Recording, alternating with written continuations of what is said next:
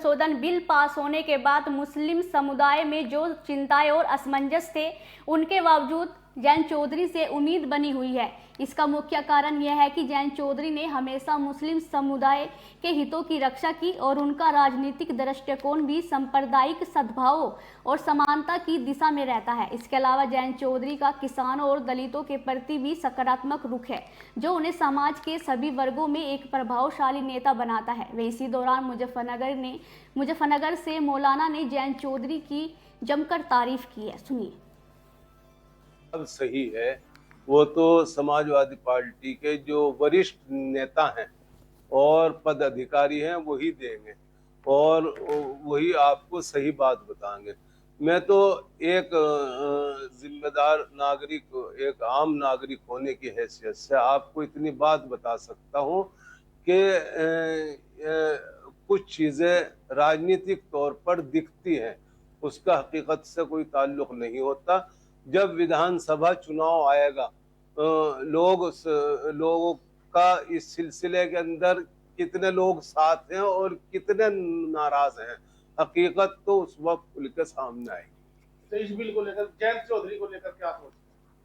देखिए, जयंत चौधरी हमारे अच्छे नेता हैं, किसानों के, नौजवानों की आवाज हैं और हम लोग भी उन्हें बहुत अच्छी निगाहों से देखते हैं। हो सकता है उनकी कुछ मजबूरियां रही होंगी, यूं कोई बेवफा नहीं होता।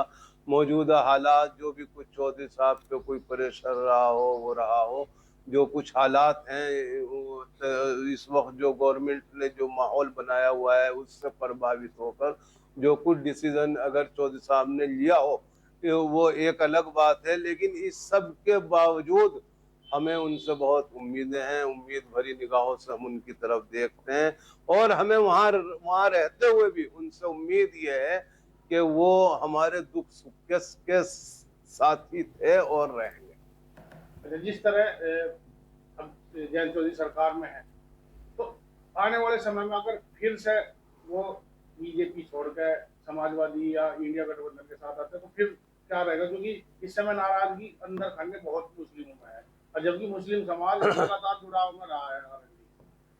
देखिए, मुस्लिम समाज का चाहे लोकदल की शक्ल में रहा हो, बीकेडी की शक्ल में रहा हो, चाहे चौधरी चरण सिंह रहे हों, चाहे जीत सिंह जी रहे हों, चाहे जयंत चौधरी जी हों, मुस्लिम का और उनका ऐसा घरेलू संबंध है, ऐसे रिश्ते हैं कि जो 19-20 हो जाते हैं, 20-21 हो जाते हैं, लेकिन ख़त्म कभी ना हुए और ना होंगे। लिहाजा इसीलिए यकीनन इसमें कोई शक नहीं, उत्तर प्रदेश के अंदर और उत्तर प्रदेश के अंदर भी ख़ास तौर से पश्चिम उत्तर प्रदेश में जयंत चौधरी जी की ताकत से कोई इनकार नहीं कर सकता।